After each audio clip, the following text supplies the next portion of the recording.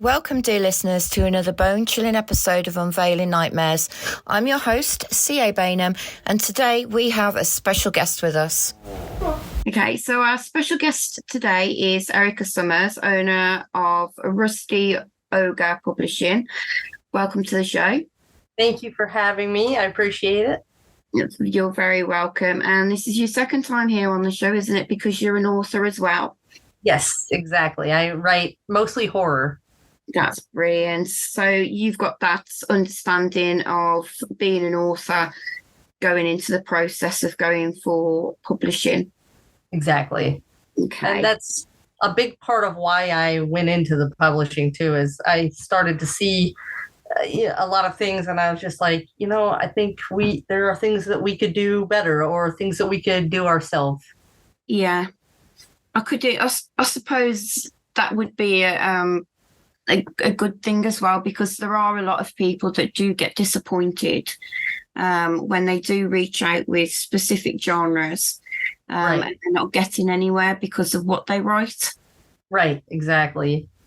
Or sometimes it's such a limited window of time. I know there's a lot of publishers that they will only allow you to submit something like 1 week a year, and you are now crammed in with 100 other authors trying to submit their books at the same time. So it's not like you get it done and you put it out there and you see who bites. It's like you get it out there, now you wait 9 months, then you submit it, then you wait 3 more months, and then you find out that you got turned down because it was good but not great enough to be one of the top 10 of 90 people, and there's a lot of frustration that goes with that, and a lot of time that I don't want to say I'm an impatient person, but I kind of am an impatient person in that. So I had cancer when I was 19, and I was told that I was going to die and that I wouldn't make it to 20. And they literally sent me home at one point from the oncologist and said, start planning your funeral and pick out your clothes, pick out your picture, pick out your music. It was bizarre. It was very wild to know I will not see 20 years old, and that I will leave this earth. And we found out through this complicated sheer miracle, we were able to get me on this type of chemo that ended up working. And I have been cured now for, I forget the math. I think it's 16, 17, 18, somewhere in there. I forget. Yeah. I have to do the math. Yeah, I'm 38 now. So yeah, somewhere like 18 years or so, cancer-free now. And I obviously lived through it and lived it tail to tail. But there's something about that experience that people always say, "Oh my God, I'm so sorry that happened to you." And my thing is, while I wouldn't wish cancer on my worst enemy, like at all, it is still one of the best things that has ever happened in my life, because it made me a different person.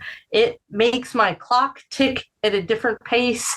It makes me realize there may be no tomorrow. Like we are not promised to live till we're 80 years old. Like nobody, like people think that sometimes they're like, oh, I'll get to that later. I'm only 40 or I'm only 30 or, here's the thing. You could not live to 20. There's no rule saying that you have to be on this earth for a certain amount of time. And that's, once you realize the truth of that, you cannot live the same way. So to me, when I write, flash forward to all these years later, I have become a sort of impatient person. Not like I can't wait in a line at a retail store to buy a shirt or something, like without calling a manager. I'm talking about like, I don't want to wait 9 months to submit my story, to wait 3 more months to get turned down, to wait more months until somebody else's block opens up. So like that was a huge thing for me, where I was like, oh no, I'm not doing this. I've gotten a lot of short stories published with other publishers.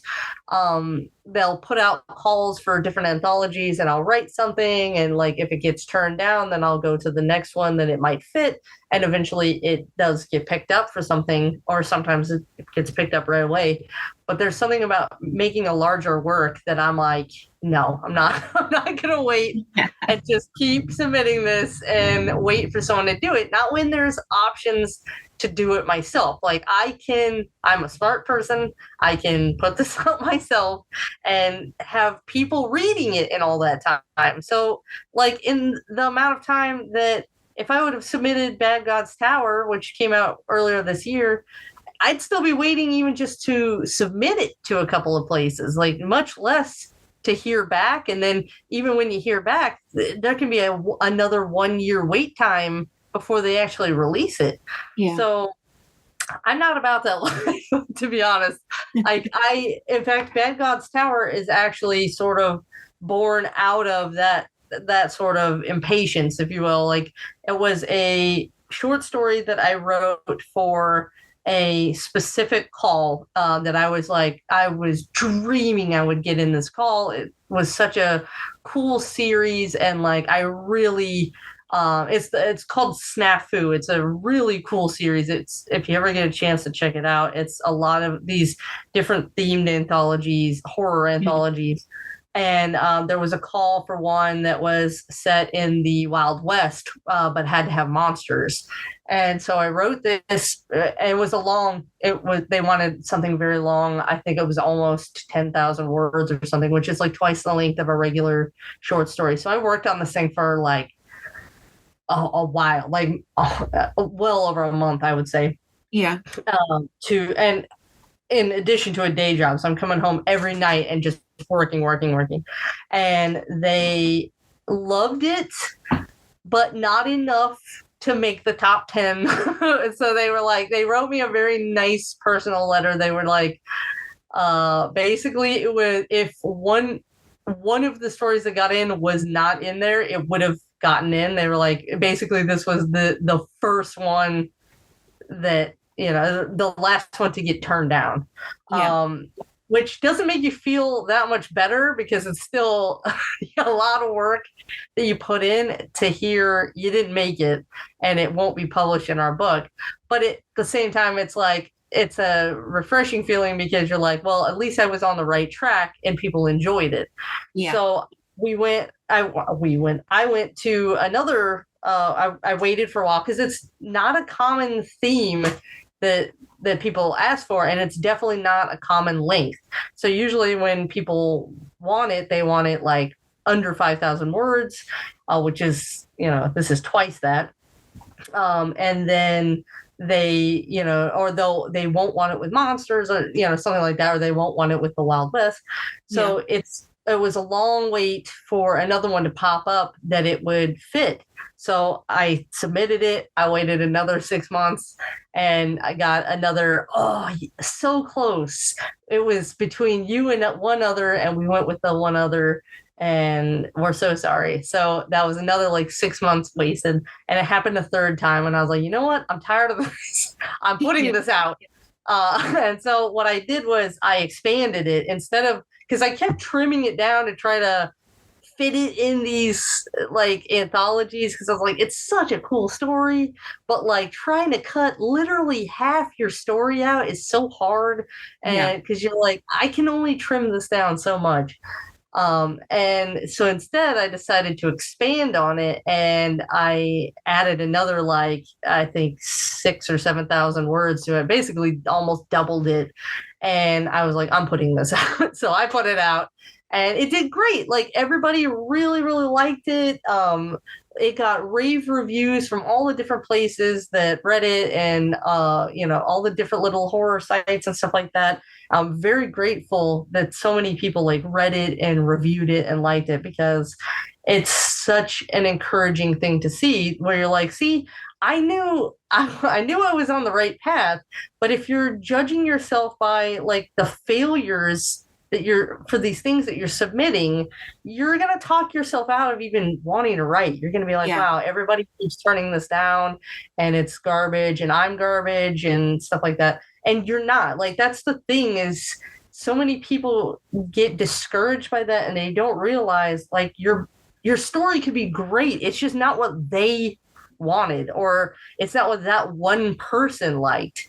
So there's something to be said for, like, believing in yourself and believing in your own work, and knowing in your heart, like, I know people will like this.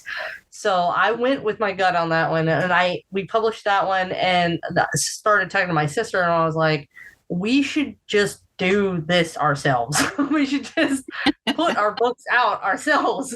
Like, why are we waiting? Why are we doing this, jumping through hoops for everybody else and paying them a huge chunk of our profits to do that? And there's also not that much incentive for them to push it at a certain point. Like, they might push it really hard at the beginning, and then after it falls off and they've got like 10 new releases on top of yours, it's like you're old news. And they're like, they have you under contract, so you're just passively earning money, but they're no longer like advertising for it and promoting it and stuff like that necessarily. Because there's nothing in it for them. They've milked that teat as much as they can. Whereas if we do it, we have a horse in the race. We have a dog in this race. Yeah. And we are going to keep pushing it, like, month after month and year after year, because we worked very hard on that, and we believe people deserve to read it and know about it. If they don't like it, that's fine too. Like, we have no problem with that. But the fact that it's not even getting out there for them to see it is a problem. It was a problem to us. Yeah. So we agreed that we would start our own. And she had been in the process of writing her fantasy novel. It is now a saga, but because it took her almost 10 years of working it and reworking it, and defeating herself a little bit and being like, I'm so confused by my own book and stuff. So I took it over, and for her Christmas present last year, I took it over and I was like, let me give it an edit. And because it was like 1,000 pages, we're talking, it was huge. Yeah. So I was like, we gotta do something about this, because it's just getting away from you at this point. So I was like, just give it to me for a couple months and just forget about it. So I started doing a developmental edit on it, and like went back through and just chop a ton of stuff, and was like, this is good, this is not, this is good. And I saved her enough she can make 4 more books just out of the stuff that I chopped. But I basically divided it up into 2 books, one of which released on August 17th. The next one releases November 17th. And to be honest, I love them both. But I think the saga is getting better as it goes. And like, book 2 is hands down better than book 1. And I've already read some snippets of what she's writing for book 3, and like, I'm blown away by her, because now it's back on track, and like, she's she's found her love of writing again. Because like, after languishing for 10 years, on the same project, she's like, I never want to see another piece of paper again. And I hate this. I should have never started this. She almost deleted it a couple of times, and I was like, I will literally smack you if you do that. Like, we did not work this hard on this for this long. Just give it to me, I'll fix it. And so we did. I put it back together, and basically presented her with her own novel, but chopped all up and reorganized with some plot holes filled out and stuff like that.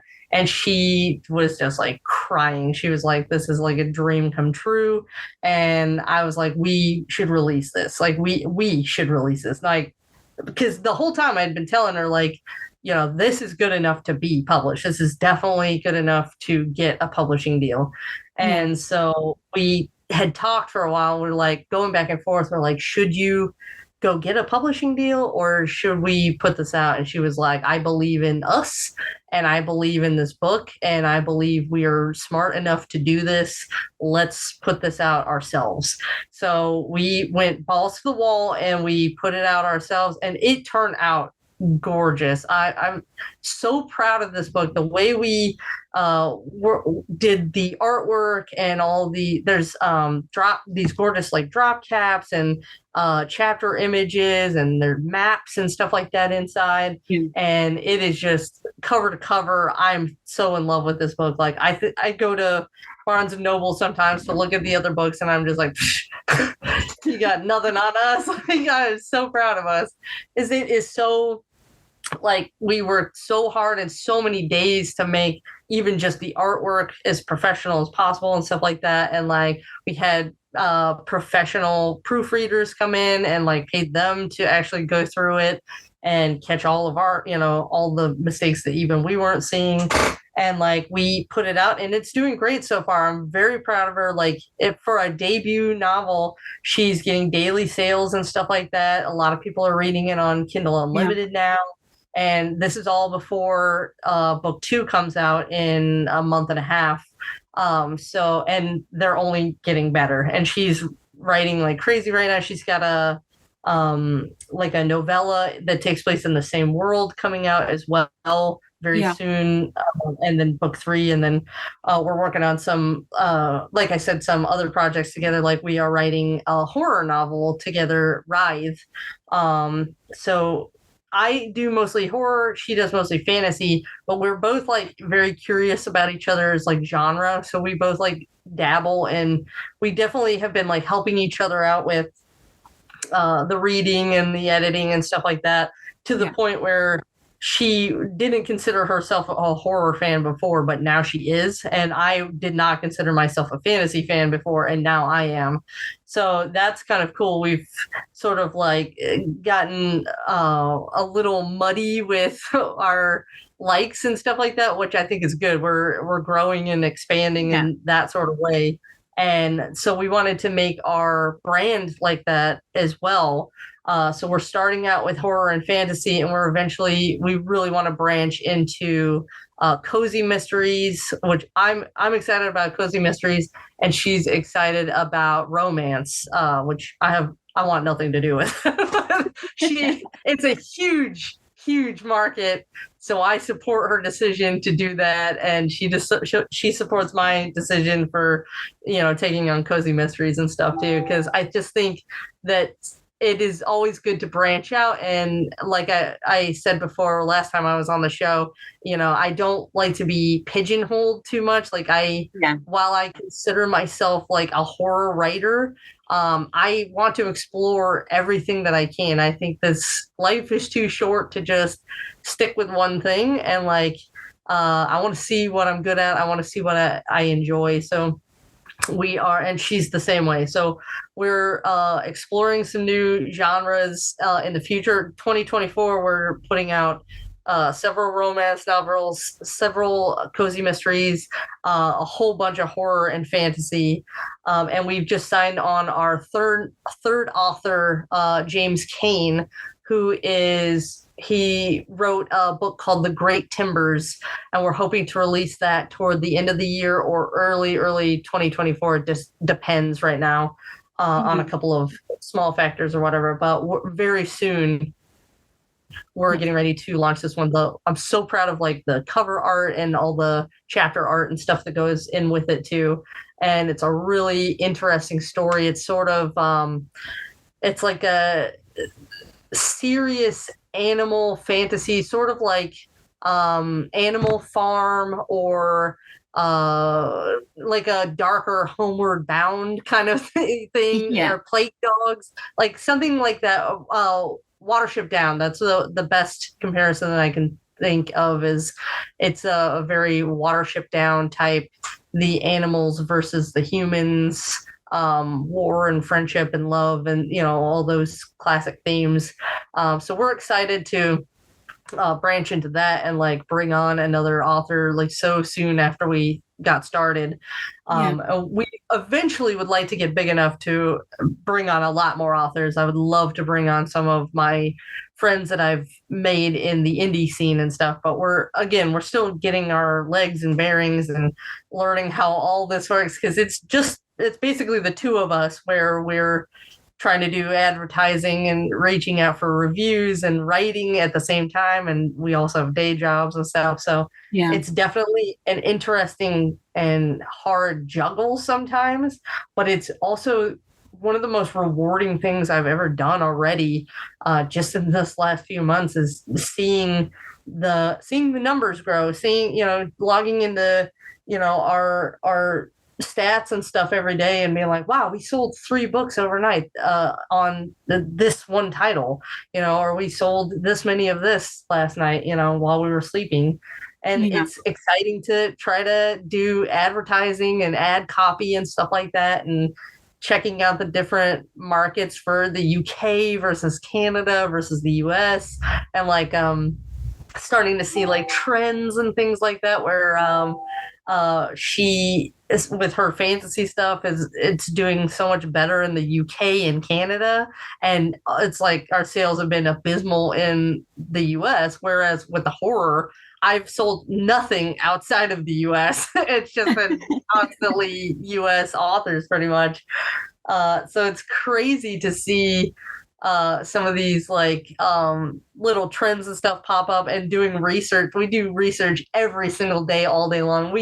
We're back and forth on Facebook today, probably 300 times messaging with like, here's a new app I want to get, or here's this, or check out this article that I found on what states read what genres, and like all these different little things that go into it. And it's fun. It's a lot of fun to like look at our books that we're writing and putting our heart and soul into as a product, because like I think it's easy when you're writing, and even just when you're just self-publishing, you get so wrapped up in your own story, and you're putting your heart and soul into this, and then once it's out, you're like, thank God that's out. Now it's in the world. Hopefully it will do well. I'm on to my next project. And you don't do much to promote it, and you don't think about it that much. Whereas right now, I think about it every day, and I think, okay, well, how can I get Canadians to want to read this, or how can I appeal to people in the UK with this, or what does my demographic even look like for this kind of thing, or what keywords should I be using to promote this and stuff. So it's a really fascinating, like there's like an art part of it where you're writing and you're dreaming and you're thinking of, I've got ideas for my next like 10 books, and I've started like 4 of them, and they're just waiting for me to finish up projects that I'm working on now.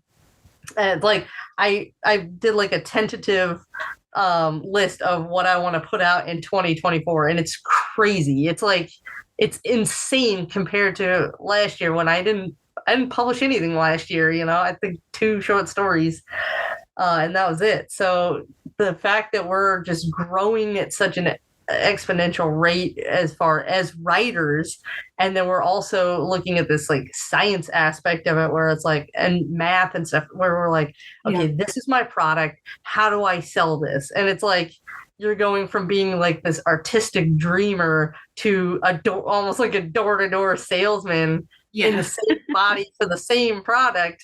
And it affects how you write too. Like, as I'm starting to see trends, I'm like, wow, like with my sister, with Heather's books, we're seeing too, like any of the artwork that we put dragons on does completely different numbers than what we don't. So we're like, we're seeing correlations, and like, okay, well, it looks like Americans love dragons. Why do we not have more dragons in your books? So it's one of those things that is definitely affecting the future of our books when we start seeing and also like underutilized or like underrepresented markets. Like there's a lot of different stuff in there, like LGBT and stuff like that, and Black voices and things like that. Like a lot of these things are, a lot of these different subgenres are not being represented very well. So it makes you think like, well, how can I work some of that into my future books in a meaningful way? And it's fun. It's actually like a lot of fun to to think about. It's also very time consuming. So I wouldn't necessarily recommend it to everyone as like, unless you want to just have an extra full-time job on top of your full-time job for a while. But so do you work with first-time authors? Yes. In fact, James Keane, this is his debut novel as well. So pretty much my sister is a co-owner, so I don't know if she would really qualify, but I mean, From Ashes was her first novel, so she's definitely a first-time author in that regard. And then James, this is his first book this is the only book he's ever written in his life. So that's exciting too, because he's about to get the whole the whole experience start to finish and stuff like that. He hasn't even seen the artwork yet, which we're very excited to like reveal to him and stuff like that. So I would, going forward, when we're able to take on more clients and stuff like that, I absolutely would love, I think Heather would too. I think we would love to take on a lot more like first time writers and debut, because we would want people who want to grow with us, and we want people who they don't have massive expectations since we're just starting out.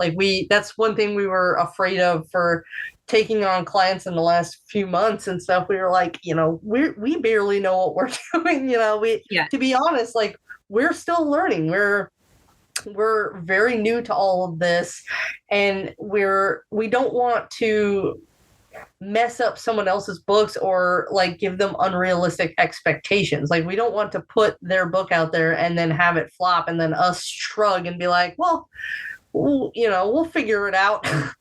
we'll get you there one day. Like, we want to know what we're doing enough to where we can say with confidence, if you sign with us, your book will do well, or your book will get the attention that it deserves, and we will not stop until it does.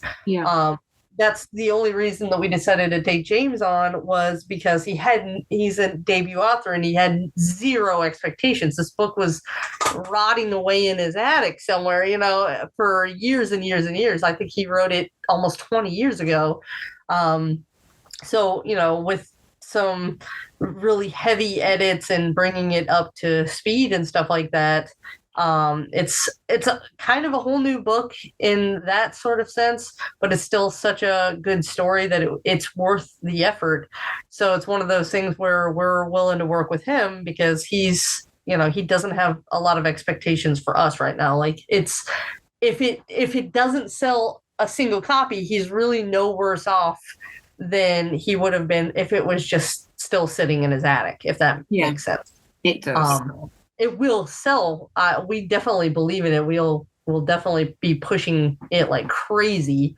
But it's one of those things where there's nothing to lose and everything to gain by putting it out there. So if we get more opportunities like that, we'll definitely entertain them. But as far as like taking on other clients and stuff right now, we just want to be able to like do well with the works that we have in our upcoming works, to be able to use that as like sort of our portfolio, to be like, look, this is why you should have confidence in us. Look at what we're doing. Like, look at how well we have done so far. We could do this for your book. So, and we don't want to be those kind of publishers that just take you on, have you sign a contract with us, and then we are like, thanks so much, and then now it just sits on our shelves for 10 years and passively earns us money. Like, we want to fight for it. We want to believe in it. Yeah. That's a good way to go, isn't it? But if you've got the what's the word I'm looking for? I can't think of the word now. But yeah, if you're willing to push it out there, then obviously others will follow you. Right. So how do you decide which manuscripts to publish? Right now we have really only entertained the one other than our own. And that was because, when it was explained to us, what it was about, we were like, wow, that's actually very on brand. It gels very well with Heather's other fantasy books. And it would be something that it's something that I very much enjoyed reading, and it was something that I have read.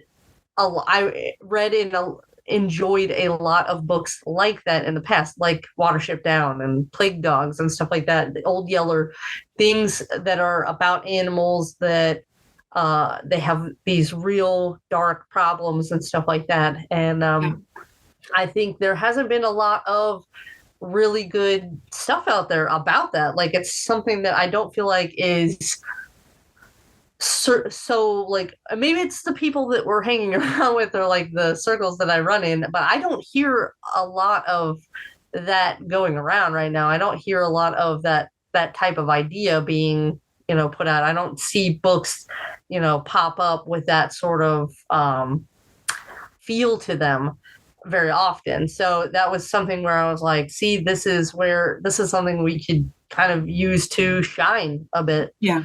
So that's why we wanted to give this one a chance. And also the fact that there's literally just the lowest stakes possible. It was just sitting in an attic. So yeah, that's like, it's almost like a project car or something that you work on in your downtime. And you're like, well, if I ever get this thing running one day, it'll be a nice little car to go back and forth to school with, Yeah. And it's a good learning process for both of you. Well, all of you involved.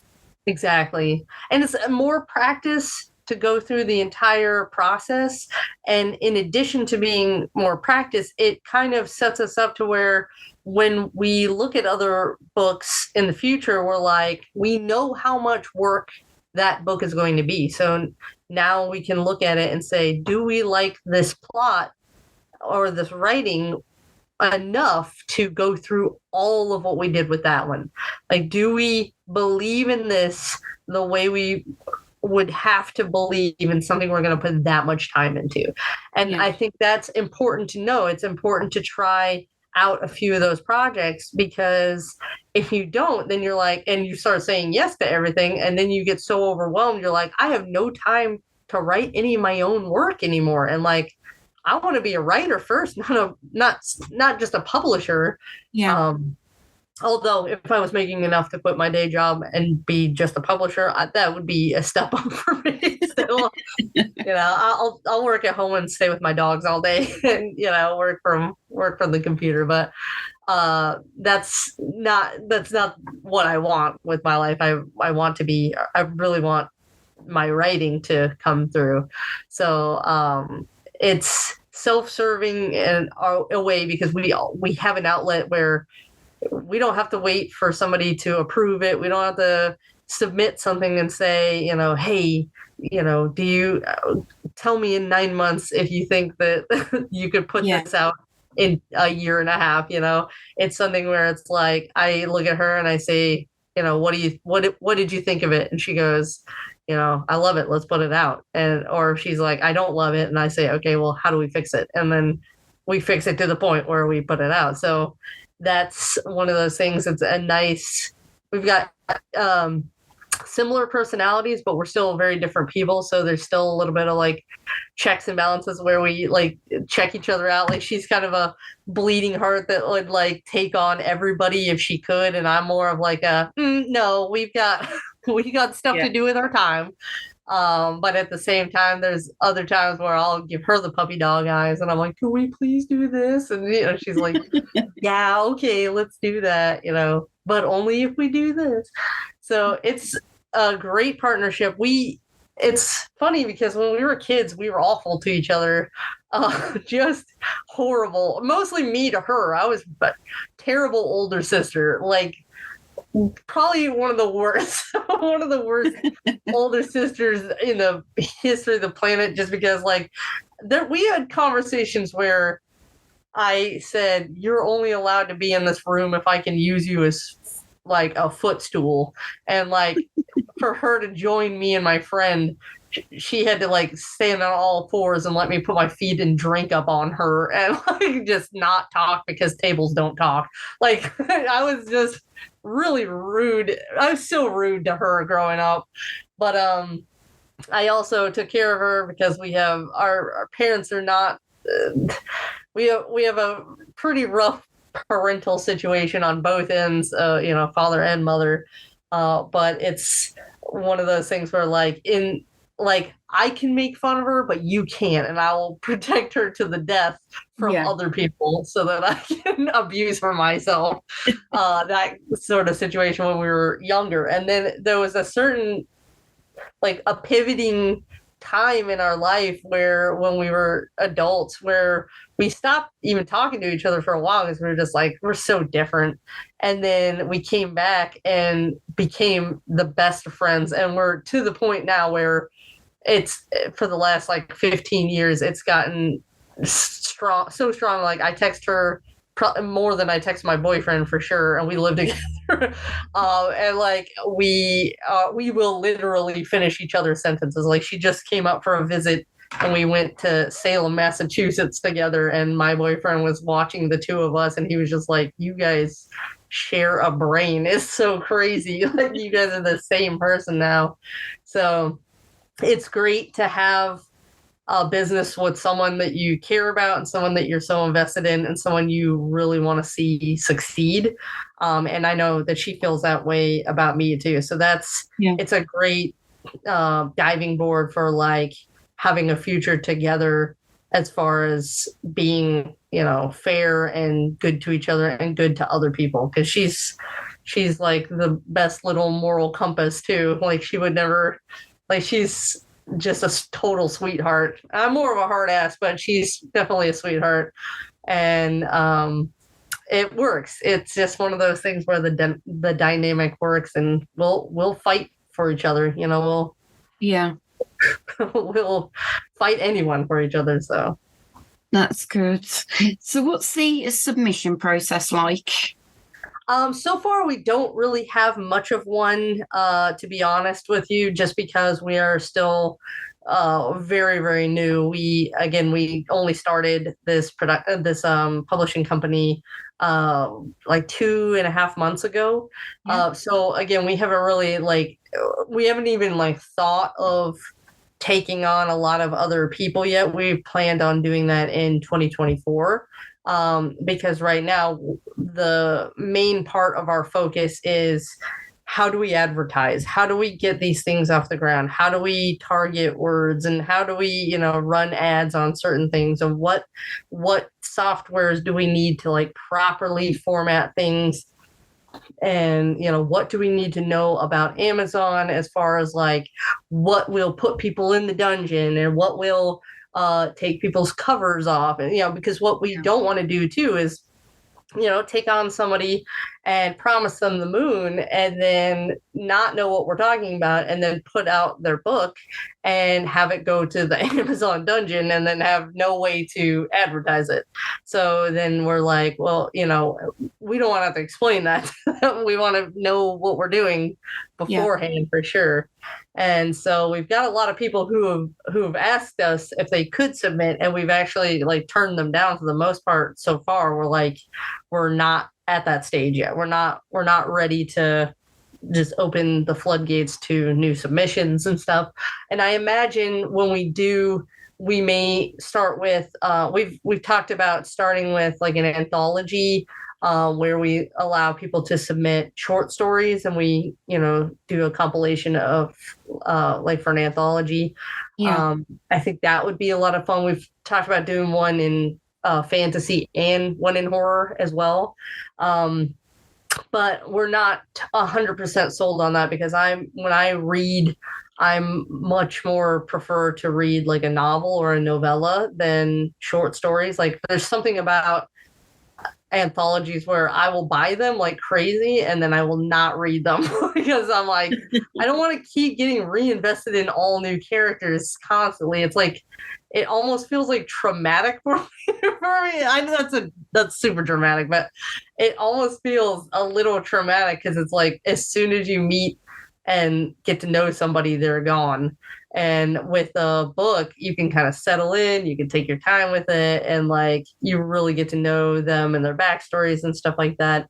And I really like that depth. I like character driven stories more so than plot driven stories. Like I'll remember characters more than I'll remember like what actually happened. And so for me, the idea of doing like an anthology first isn't as appealing as like opening it up to novellas or something like that, something small and manageable that we know we could promote properly because we've done it with our own novellas and stuff like that. And probably something in one of those 4 categories. So it definitely would be either fantasy, horror, romance, or cozy mystery, because those are the ones that we've done the most research on and the focuses that we want to take the business in. And until we find something else that we want to add to that list and be like, oh, look at this. And because we're both a little ADD like that too, that's a little troublesome sometimes, is reeling each other in from all these exciting ideas that we have where we're like, no, we got to do this. So we got to calm down. And but it's the reason we're expanding is I've always been in horror, and it's either been in film or in writing, and I've never really done much exploring outside of that genre. And doing all the market research for Rusty Ogre in the last few months has opened my eyes to like the amount of people who still do read, but read in other categories. So like I've had this very like close this very narrow view of what I thought was going on in the world, and I thought it was all like it is in horror, where it was like, well, people aren't reading anymore, everybody's watching movies or binging TV shows. So the real challenge here is, how do we get more people to read, because there's just not a lot of people reading. And it's like, I realized in the last few months there are a ton of people reading. There are like millions and millions of people reading. They're just not reading horror. So it was disturbing and eye-opening to find out like how many like reviews, even going through some of my absolutely favorite horror novels. You go through some of Stephen King's, like you go through like big names, and then you go through some of like our what I call like mid-grade, not that the work is mid-grade, but like lesser known authors that are they're getting known. So like Judith Sonnet and stuff like that, Christopher Triana, Aaron Beauregard, Daniel Volpe and stuff like that. All these different authors who are very well known in the horror community, but not to people outside the horror community, where as someone outside the horror community would be like, oh, you mean Stephen King or Clive Barker or Dean Koontz? Like I would consider that like a top tier, just because everybody knows who they are versus just horror people. So like in the last few months, doing all this research on how many like reviews some of these people have had. Like I look at some of Aaron Beauregard's books or Judith Sonnet's books, or even like Stephen King and Dean Koontz and stuff like that. And I'm seeing all the different ratings and stuff on Amazon. I'm like, okay, wow, this one's got 2,000 reviews. This one's got, oh, wow, this one's got 4,000 reviews. And then this one, okay, wow, this is a really good book. I read it. I loved it. And it's only got 400 reviews. And that one's been out for a long time and stuff. And I'm like, wow, this is kind of eye-opening. And then you go look at like a romance novel, and like even one that's like not very famous is like 17,000 reviews, and like it's more expensive than the horror books, and it's crazy. Like I thought at first, I was like maybe I just clicked bestsellers or something. Then I was like, wow, no, the bestsellers are like 57,000 or 157,000 reviews. You got like people like Rebecca Yarros that are just blowing everybody out of the water in fantasy and stuff like that. And there's several romance authors that are just like even crushing those numbers.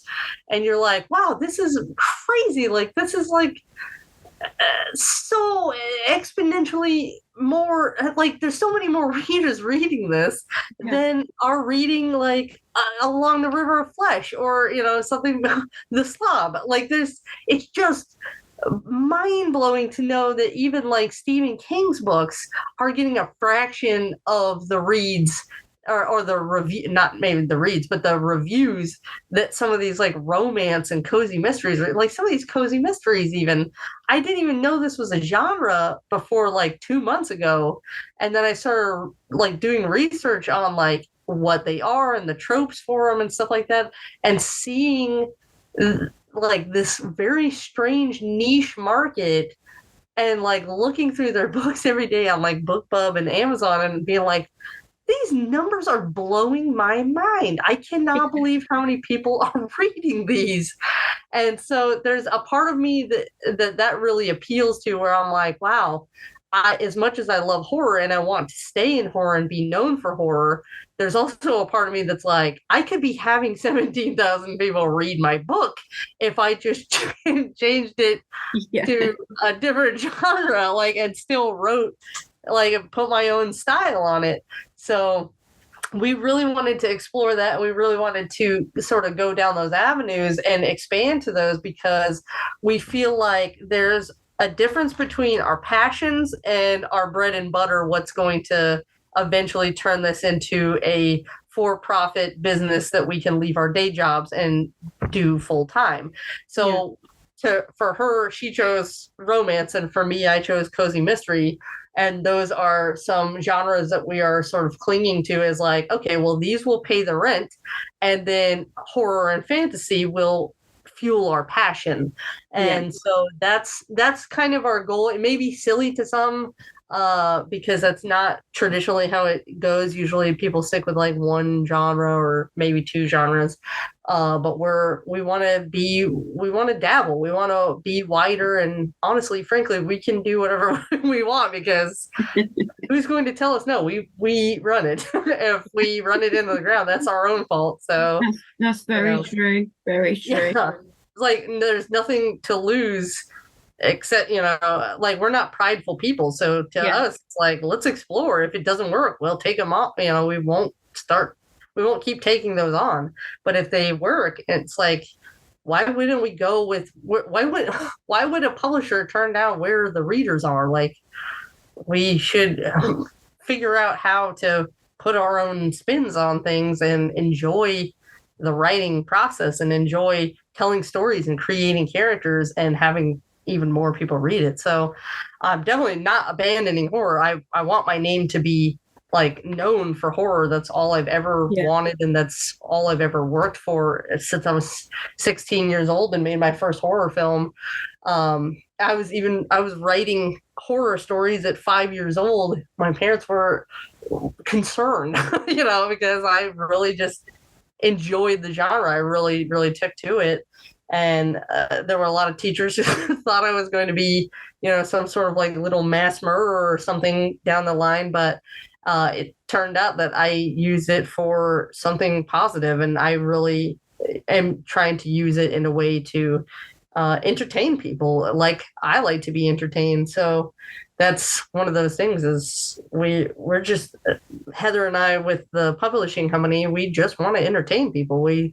Whatever way we can do that is great. We're in. Yeah. Well, I suppose not everybody likes reading people killing each other in the most heinous ways. They do like a bit of romance in their life here and there. Right. It's funny too, because like I love it. I love, like, the gorier the better, and the more disturbing the better. But like, there are times when I'm on a movie set reading my Kindle, and people walk up and they say, "Hey, what you reading?" And I'm like, I immediately get like a rush of cold, like ice cold water through my veins, because I'm like, I don't want to tell you this disgusting thing that I'm reading, because like even the title of it isn't appropriate. It's always something disgusting, and or if the title is seemingly innocent enough. Like I'll be like, oh, it's called Dead Inside, and they're like, oh, cool, what's it about? It's like, do you really want me to tell you that it's about, I don't want to spoil it for people who haven't read, but it's horrible. Like it's horrific. And like I enjoyed it very much. And I don't want people to be like, oh, that's not appropriate for work. But at the same time, it's like I don't want to explain to you why I'm a deviant. Like I'm not proud of this. This is just what I like. So yeah, I get it. I get that not everybody wants to be sitting in an airport terminal reading the slob, with the cover on full display, for sure. Sometimes it's easier to read like a little cozy mystery or something, or because what's funny to me about like cozy mysteries and stuff is it still revolves around murder. Like it's just not about the act of the murder, but people have to die for that to be like a cozy mystery. Like that's like literally the number one thing that has to happen is someone has to die in the book. So you can have a horror book where nobody dies, but it's absolutely horrific. Like The Girl Next Door, for most of the book, most of the horrible part of the book, nobody's dead. It's just horrible things happening, or The Summer I Died, there's just horrible things happening to living people. So you don't necessarily have to, be one to have the other. And it's just funny because it's almost like, it's like clean horror. It's like horror that you can show your friends at work, like horror that you can, that you can stomach if you have a weak stomach. Like it's horror for those who, don't like the grotesque violence, which I personally love that stuff. But at the same time, if I'm still entertaining you with a murder, I'm about that. I'm about giving that a try. So your publishing house, now I know you like the sicker the better. Yeah. But how, as a published house, would you deal with sensitive or potentially controversial material within the horror context? It depends on what it is. We've actually had a lot of conversations about this already. There are certain areas that we want to go to, and we would take people who have been turned down from other people for those things. Because as someone who writes a lot of like splatter and extreme, there's a lot of stuff to me that I'm just like, wow, that's disgusting. I want it. But there's a lot of stuff too that is a little more subtle than that my sister and I are like, we won't touch that. So there's like there's a few things like we're both okay with things like if there's a death of an animal or something like that, we'll put a trigger warning on it. And if it furthers the story, no problem. Same thing with like rape. I do a lot of splatter and stuff like that. So that is unfortunately like one of the big things that comes along. If you're trying to shock people, there's not a lot of things that shock people more than a violent rape. Not that I'm saying use that just to shock somebody, but if the story warrants it, I'm not okay with real rapists out there raping, just for the record. But in a book, I'm totally fine with it. But there are other things like homophobia that is not like doesn't further the plot. Like there's some homophobia in Vanity Kills. There's a character who is like staunchly against one of the homosexual characters in the book, and it is a huge part of the actual furthering of the story, because it later becomes a big catalyst for the whole violent third act, because he's dealing with a lot of the homophobic person is dealing with a lot of like personal feelings. The homosexual person is trying to help him through those feelings for a lot of it, even though he's getting a lot of hate thrown at him. And then something happens that sets the whole ball in motion on the third act. So if there's a kind of homophobia and stuff like that that is in the story, that furthers the plot, that is like crucial to the plot, I'm okay with that as well. But if it's just like you throwing around, the word fag or something like that, I'm not okay with that. Like, I'm not going to, that's like our brand that's on the line. And like, I'm not going to subject, Rusty Ogre to that kind of criticism in reviews and the media and stuff like that, where people are like, oh, you guys are just a bunch of gay bashers. Because I'm not. I'm very, very openly bisexual. And I don't want people to think that I'm not like an ally for the LGBTQI community and stuff like that. So Yeah. That's like one of those where it's like, if this, then this, and if that, then no. And then there are a few other things. There's some themes of sexism that I know my sister is very strongly against, where it's like, if it's in a horror book or something and it is like a splatterpunk, and someone is treating a woman like she is like a 1950s housewife or something like that, and it feels like it fits the story, it's one thing. But if it's like like a romance novel or a cozy mystery or something where women should be in the kitchen, we've had enough of that in our lives, and we're not about to further that stereotype. In fact, some of the other author's book, James's book that we're getting ready to put out, there was a few characters like that where we were like, we read it, we were like, we really love the book, but this has got to go because we are not putting our names on this kind of talk about women. So it's we would do the same thing for males. Like, we're not trying to overgeneralize people or like make it seem like, oh, we're girls and we run things, and you've got to have a positive female character or anything like that. It's not like that at all. We're just trying not to further stereotypes that we don't believe in, and like, we got to be able to look ourselves in the mirror at night, So those are the few things that I would say are just no-goes. But as far as like extreme violence that pushes boundaries, if it's like I have a story where there's infanticide, where a mother kills a baby, and we had talked about actually putting that out under our label, and that was something that I was like, look, this is going to get a lot of negative reaction if we decide to do this. And my sister was like, yeah, okay, let's do it, let's put it out.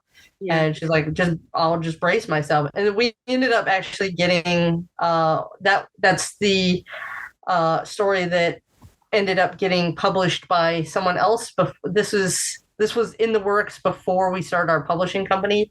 So we it's not out yet. It's going to be coming out probably early 2024. But that is in our last interview, that was the story that I told you really pushed the boundaries. And I was like, wow, I think I went too far with this one. But it was one of those things where it caused my sister and I to have a conversation where we were like, well, would we put this out? Would we put our money where our mouth is? And she was like, absolutely. Like, we would definitely put this out. Like, she loves babies, and we would still put it out. So it's like, you can divorce yourself from the material if it furthers the story. If it's like for the plot to happen, this has to be a part of it, then it's crucial to the story, then, but, and it would be the same thing if someone had pitched us Stepford Wives, and the whole story is about being a 1950s sort of housewife who has to stay in the kitchen or something like that, then if the story is about that, we would absolutely entertain it if it's a good story, or if it's got a really cool twist ending. But it's like, as far as just having characters like that, we're like, no, that makes me feel just disgusting. Yeah, we're very independent females, and we're like, no, it's not for us. Well, it looks like you've got a lot happening over the next year. Obviously, with your own books, your sister's books, and obviously with the publishing company. Yeah. You've got a lot going on. Yeah, we're excited. We've got a pretty good lineup now. So she's got book 3 of her saga coming out in hopefully the end of spring. So her next one actually releases November 17th. It's book 2 of this Illuminator saga that she is working on. And then she's got a novella that takes place in the same fantasy world. That one will be coming out in spring as well. And then we have Writhe, which is coming out. It's our worm horror, disgusting worm horror book. That one we are trying to release before the end of the year because it actually takes place at New Year's in New York City. So we would love to release it in time for New Year's, like for people to read like around New Year's. That would be really exciting for us. In New York. Yeah, exactly. Yeah, exactly. And I'm an hour from New York, so like I think it would be really fun to do like some sort of like little book launch somewhere there in Manhattan with that book in mind. But yeah, and then I have a fantasy as well that is in the works, and then we're re-releasing Mantis, my very first novel, this fall. So that one is it's getting a whole facelift. Ash Eric Moore is doing a brand new cover. In fact, I saw the mock-up of it yesterday and I freaked out because it's so awesome. Yeah. And so it is getting a new facelift. I am re-editing it with some more descriptions and, adding and subtracting a few things that because I haven't even really read it since 2016. I basically put it out and was like, all right, goodbye, and just pushed it, as hard as I could, like from like an indie author standpoint. But now I'm gonna like go back through it and bring it up to snuff so that it matches. Because that's one of the things that's really been bothering me with that book is that I put out Bad God's Tower and I put out all these really cool short stories, and then I put out Vanity Kills, which is, I feel like, my most polished and interesting and beautiful work to date. Yeah. It's the thing I'm like the most proud of right now. And to think of someone reading Mantis first and not giving Vanity Kills a try because it's not edited properly, or because they found typos in it or something like that, that thought devastates me. Or the thought of them going backward is also devastating to read Vanity Kills and be like, what else has she read? And then to read something that is, looks like an indie author just, slapped it out. I want them all to be on the same sort of level. So that one is getting completely revamped inside and out, full professional proofreader. She's going to go through it and make all of her notes and stuff like that. And we'll re-release it this fall with its new cover. So that's exciting for me. It's basically like it's going to be a whole new book, basically. Yeah. So we've got a bunch of projects lined up, a ton of horror next year. Next year is going to be wild with some of the novella and novel releases that I'm planning. I've already got a ton of cover art made and outlines already done and stuff like that. And some of them I've even started writing. So I just gotta get through the projects that I'm working on right now to get to them. But I'm very excited for what 2024 will bring. That's great. I mean, I wish you all the luck in the world. Thank you. Everything goes the way that you want it to. And I'm sure your publishing company will do really well. Thank you. I really appreciate that. You're very welcome. And thank you again for coming back on the show to talk about your publishing company. Absolutely. Anytime. So hopefully a lot of authors will come your way in 2024. That would be nice. Stay tuned, dear listeners, for more spine-tingling tales and dark discussions in a world of extreme horror. Until next time, remember the nightmares are real, and here on Unveiling Nightmares, we're crafting nightmares one tale at a time.